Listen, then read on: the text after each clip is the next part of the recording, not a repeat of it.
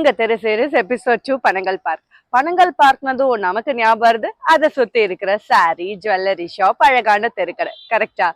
இவ்ளோ பார்த்திருக்கோமே, அங்க ஒரு கம்பீரமான ராஜாவை பார்த்திருக்கோமா?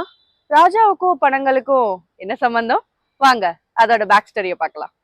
இவர் தாங்க கிங் ஆஃப் பனங்கல். பேரை கேட்டதும் ஏதோ நார்த் இந்தியன் நினைச்சுக்காதீங்க. இவரோட முழு பெயர் பனங்கட்டி ராமராயா நிங்கார். நீதி கட்சியோட மிகப்பெரிய தலைவரே இவர் தான். இந்த நீதி கட்சி தான் நம்ம தமிழ்நாடோட திராவிட அரசியலுக்கு பவுண்டேஷனே.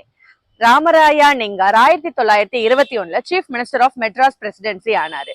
ஆன உடனேயும் ரிசர்வேஷன் ஆஃப் பாலிசிஸ், உமன்ஸ் ரைட்ஸ்னு பல சமூக மாற்றங்களை கொண்டு வந்தவரே இவர் தான். நீங்க பாக்குற டி நகரே இல்லைங்க, அது ஒரு ஏரி. அந்த ஏரிக்கு பேர் தான் லாங் டேங்க்.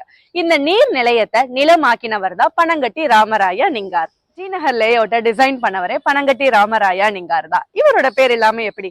அதனாலதாங்க பனங்கல் பார்க்னு பேர் வந்ததுக்கான காரணமே. இப்ப போனா கூட அவரோட ஸ்டாச்சு பனங்கல் பார்க்ல இருக்கும். அப்படி பாத்தீங்கன்னா நமக்கு தெரிஞ்சது பனங்கட்டி ராமராயா நிங்கார் தானே? இல்லங்க, அவருக்கு இன்னொரு பேர் இருக்கு, கிங் ஆஃப் பனங்கல். அதுதான் அங்க பழிச்சிருப்பாங்க. இதே மாதிரி உங்க தெரு வரலாறு தெரிஞ்சுக்க நம்ம தெரு சீரிஸை ஃபாலோ பண்ணுங்க. வணக்கம்.